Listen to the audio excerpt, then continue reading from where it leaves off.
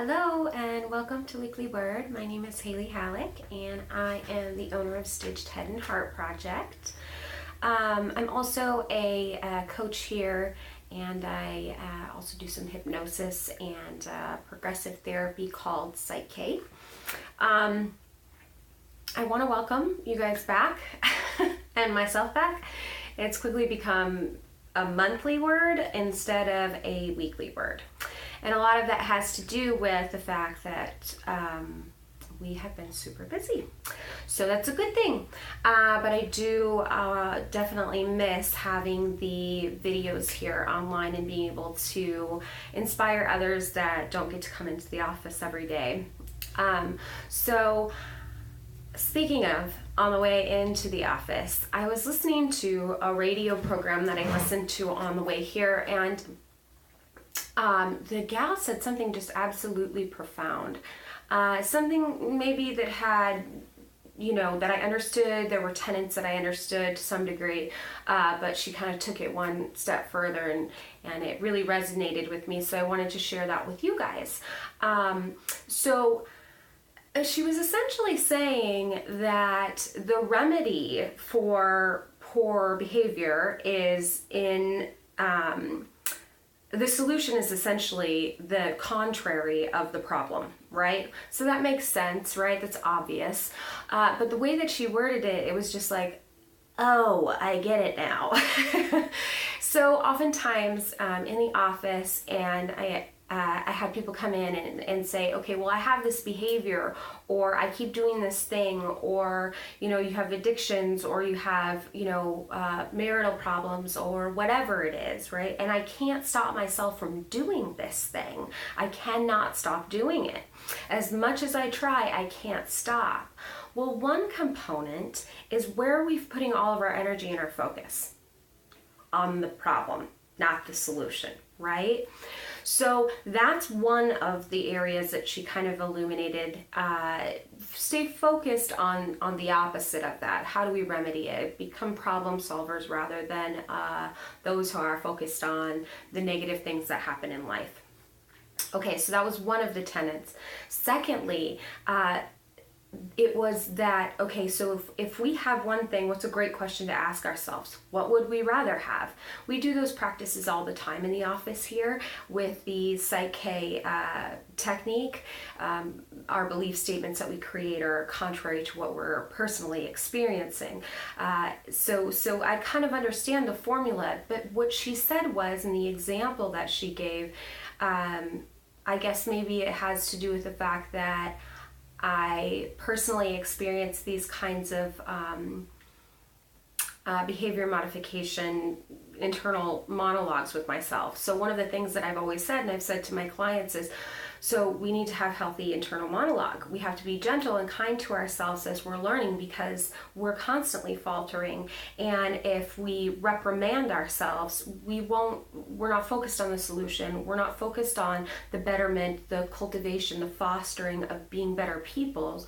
We're focused on, beating ourselves up. So we can't get anywhere with that. There's no growth potential there.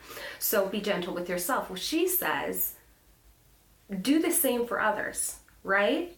So she gave the example of when you've sent out that crappy email with all those passive aggressive underliers, or you've gotten in a fight with your spouse or significant other, and you've completely blown your top and you've said things that you shouldn't say, or you have addictions, things like that, compulsive behaviors, those kinds of things. We look at those things and we go, gosh, I just wish I would stop doing that thing. She said, instead of doing that, instead of focusing on that, go in and see what the other person needs, what they truly would rather have, what you would rather have. So in the situation where you send the email, do you want to receive the email? Do you feel like you want to be? No, you think about what that person needs. You focus in and be intuitive on the need and provide them the intentional gentleness that you would prefer to receive, right? So it seems simple, but if it were, I'd be out of work. It's not simple. So what happens when we want to modify that behavior and we can't seem to do it? I think one of the most important things that she illuminated for me was being mindful that we're focusing in on the wrong thing. Okay, so that's one thing you do. I'm focusing on the problem, not the solution. So then you focus on the solution. What would that person rather have? What would I compassionately want from this situation? And how can I extend that to others? So that being kind of the second tenet of understanding. And what we know in psychology is that when we tell someone that they can't do something or they should stop doing something, we create a fear and a panic, a sense of lack or loss, and it makes this whole thing taboo, right? So what happens when we make something taboo? I mean, this is as old as time. You know, don't eat from the one tree, Eve, but you can have everything else that you want. Everything, all of it. I really want the tree. I want the apple, I want the fruit from that tree. Instead of, look at all I have. So where are we focusing? On the taboo, on the problem, on the temptation, rather than on the solution, right? What do I have? What am I grateful for? Am I being loving and gentle and intentional in my speech? And am I appreciative, right? So it is, and what she said then after it was, it is nearly impossible to be harsh with our words, uncaring, hapless, if we are always intentionally gentle with that other person. So if your focus is completely on how can I be gentle with this individual that's in front of me? How can I be gentle with them? There's no room to focus on being harsh. Your intention is there. So just a little note, coming back in, obviously going to keep it short today, but just some food for thought. Think about that. How intentional are you? How many behaviors do you want to modify in your own life that you're focusing in on what the problem is versus what the solution is? So if we are intentionally the thing that we would rather have, intentionally sober, intentionally kind with our spouse, intentionally, if we're making those and we're mindful of those things and we're being intentional, then there's no room for a problem. The problem doesn't even come into existence. There's no manifestation of it. The only other possibility, and something that you understand in psychology and the biology of the brain, is that, and so this is a good note, right? So if it were that simple, oh yes, I'll just be intentional. This is wonderful, great, yeah, sounds great. I'm going to be intentionally nice to my spouse when they do the one thing that drives me mad that I've asked them not to do 1,000,000 times, or our children, or our coworkers, or our bosses, right? Any relationship. Always extend that to any relationship because they're pretty, they have different parameters and borders, but very similar.